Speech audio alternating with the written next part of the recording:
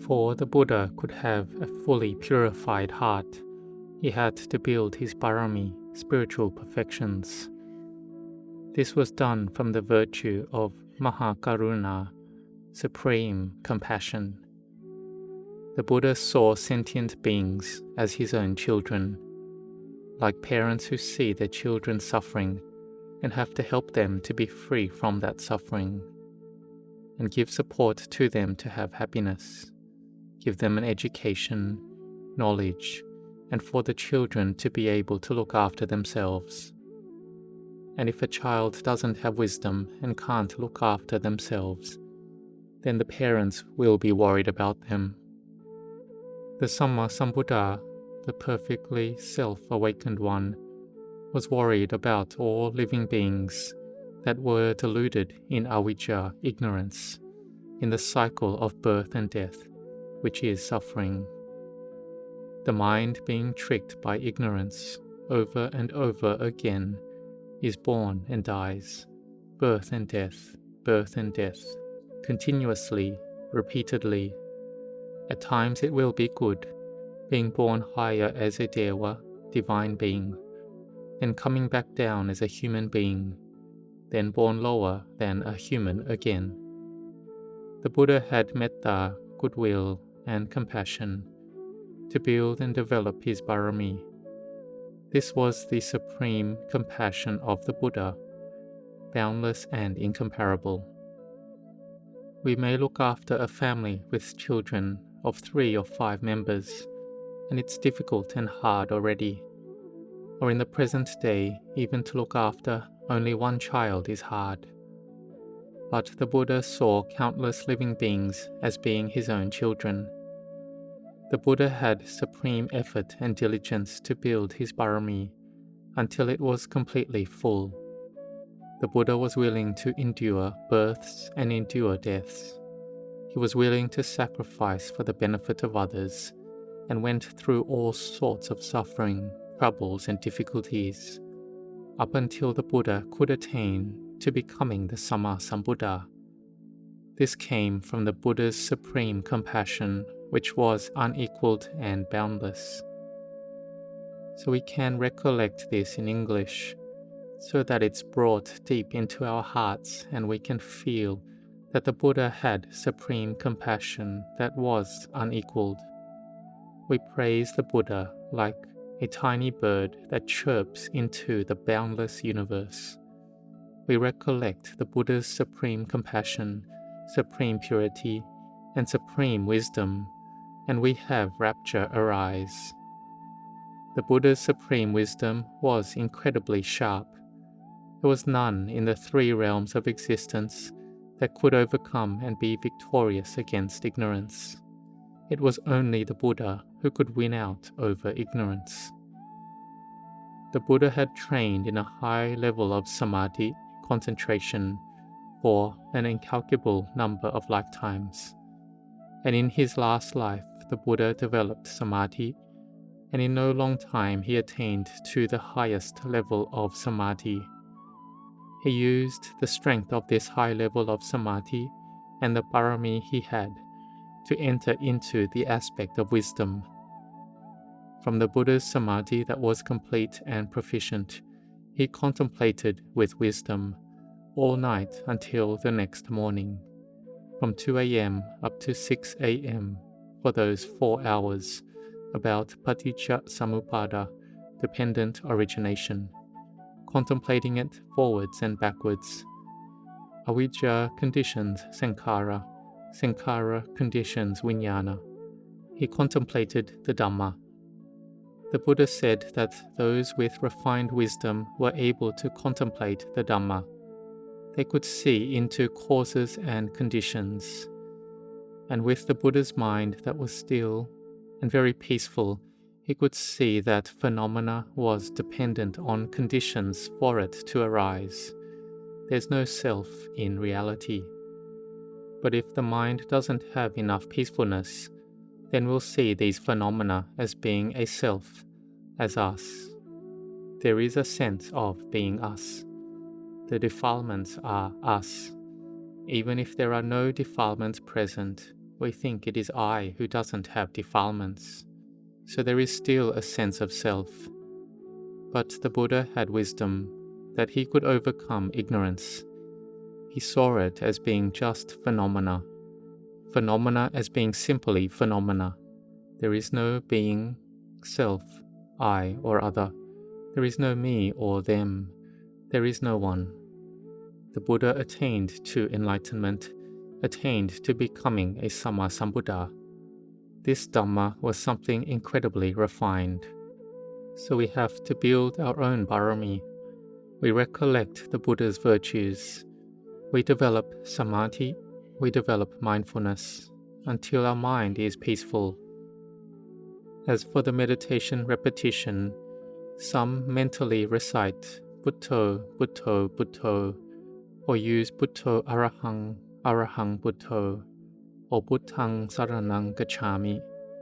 It is all Buddha Nusati. It is teaching the mind to be peaceful.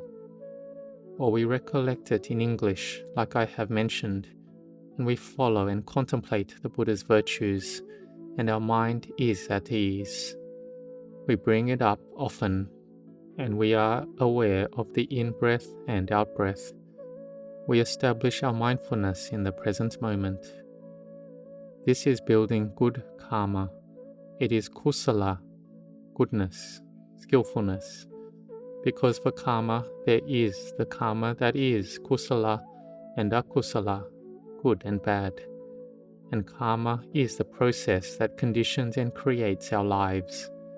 It comes from our actions and behaviors we do. Like today we give alms. This is building good karma. We travel from far away, from Bangkok or further. We come to practice Dhamma, keep sila, precepts, and to bhavana, cultivate our minds. There are those from overseas and many from here. We are building our behaviors by way of body, speech, and mind. We chant the offerings of Sanghadana and for the group pujas, and it is a karma that we do often, every day, like coming to the monastery every Sunday, and at home we practice ourselves, in our families. The karma that we do regularly is called achina karma, habitually practiced. It builds and instructs deep down in the heart in regards to building goodness and skillfulness. Sometimes there are those that get old, 60 years or another age, and then coming from causes and conditions, following our karma that we've built, the brain may deteriorate. But the deep memory doesn't deteriorate. The actions that we have done are in a very deep part of us. It's like we meet someone and they tell us to build goodness. Build goodness. Make sure to build merit. Build goodness. So we can remember this aspect. We say it often to ourselves. Why? Because we have done it often. The mind has had the thought of building goodness, of building good karma regularly. We have a mind that is humble and respectful, and the mind is joyous. So the good or bad behaviors of a human being are up to one's own actions. Like we are someone who is humble and respectful, with someone who gives anumodana, rejoices in the goodness of others. Our mind has more empathy to others. The mind gives forgiveness, has a mind of sympathetic joy. Then our birth will be in a family of high status. When we have wisdom, then we will be one who learns and is well educated. We have knowledge and skill more than other people, together with the quality of sila. And the bad karma that one has done in the past may give its results, which pulls us to do wrong. One then can be a thief and steal in the online world of today, and not being aware of the harm and suffering one causes to others. This is up to the karma that gives its destiny as well. And the karma that we have done is our actions by way of body, speech, and mind. We can think of our actions as having great value, which we will receive. It can be compared to like we are searching for something good, searching for wealth, for money, for gold. Then we will know what has value or not. The dirt and ordinary stones have value, but it is small. It has the same weight and same quantity, but are not valuable like minerals, gold, or the resources more valuable than gold today, which are in demand because of new technologies. They have great value. So we think, what is it that we want? We want to have material objects or the resources of great value. They may have the same weight as bricks, dirt, and stone, but they will build benefit for our lives and build us greater happiness. So if we do one act of goodness, in reality, the mind on the inside is changed for the better. One has more parami, one's facial features are brighter, because of the goodness from giving dana and keeping sila. If we compare it with something external, then it's as if we get a load of gold, a load of money, a resource that has greater value. But it is by way of the body, by way of speech, by way of the mind. So the actions done by way of the body are the various movements of the body, doing various activities, helping society, helping those in suffering from dangers of flood and fire, and having consideration for others constantly, and so on. The Buddha had gained wisdom already, and he taught us to have wisdom following him. We hold on and take as our refuge the enlightened Sāvaka Sangha disciples of the Buddha. The Buddha, Dhamma, Sangha is our supreme refuge, and we practice following them. Because the Sangha practices following the teachings of the Sammasambuddha.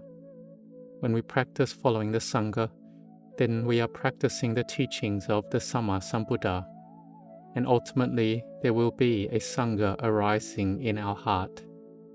Being a lay person, we have the 5 precepts and the 8 precepts at times, but we are able to develop our minds and hearts to be a Sangha in the heart, and this isn't difficult.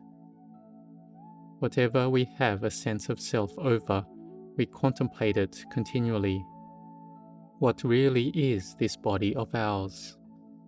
The Buddha said it is the 4 elements, the earth element, water element, fire element, wind element. The wind element, there is the in and out breath constantly. When the breath goes in and doesn't come out, or goes out and doesn't come in again, we call it death. For monks they use the word marana, not has died, but the body is broken all the same. It is impermanent all the same. The fire element that is here, we can touch our hand and it gets hot. And some people who have strong fire element, it gets a lot hotter than those with weaker fire element. But when the fire element dissipates, then the body is all cold. When we are dead, no one wants to touch it, because it's all cold like that. No one wants it. It is the elements that are dissipated. The cells are all dead. For the water element, if we throw the dead body away and leave it in a cremation ground, then the water element gradually seeps out and evaporates, and the body becomes dried out. And the earth element, it gradually decomposes, becoming dirt. It is hard, but it can decompose. The bacteria does its duty to decompose it. But these days we can't wait for that to happen. There are too many people to wait for the bodies to decompose. So we have to cremate it and get rid of it, just left with ashes and bones. The water element evaporates, there's nothing left. It's anatta, not self already. So we contemplate that the 4 elements change like this. It isn't our self or us. Can we see it? but the delusion, that is the ignorance, craving and clinging, it attaches to the heap of sankhara, the bodily and mental aggregates, as being us, as ours.